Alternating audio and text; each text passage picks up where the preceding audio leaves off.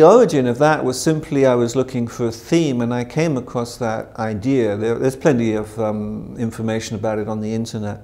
I came across the idea, and at first I thought, well, you know, that sounds a bit, it's a bit too unusual on which to base a novel. It's a bit too exotic, a bit too strange. But then when I did the research, I was amazed at just how widespread it is, how ferociously it's growing, and how curious it is in many ways. For example, there are some countries, Israel is one, where you can get an organ transplant on their equivalent of the national health, in other words, the government health system, which involves buying an organ from someone almost certainly not Israeli, in other words, someone who's probably in Brazil or Manila or something like that.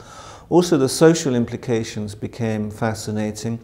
The sale of kidneys is mostly the kidneys of young men. And obviously poor young men who live in shanty towns, whether it's in Brazil or Manila or something like that, who are desperate for money, whether it's to help their family or perhaps they have children or whatever. And after the kidney transplant, there's a sword-shaped scar, which everybody then knows, everybody recognizes. They say, hey, this guy sold one of his kidneys. And they go lower down in the social scale. They're somewhat despised.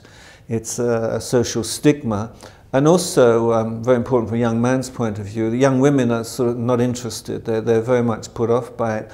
And also, I'm not sure about this. I'm not an expert, but there's a lot of evidence to the effect that it's simply not true that you function just the same with one kidney as with two. There's a reason why we have two kidneys, and very often the young man's vitality is sapped by the operation and by having just one kidney. He's a little bit of an invalid, he can't do heavy manual work anymore. And all this just came together, and I thought, well, you know, this really is something that needs to be ventilated.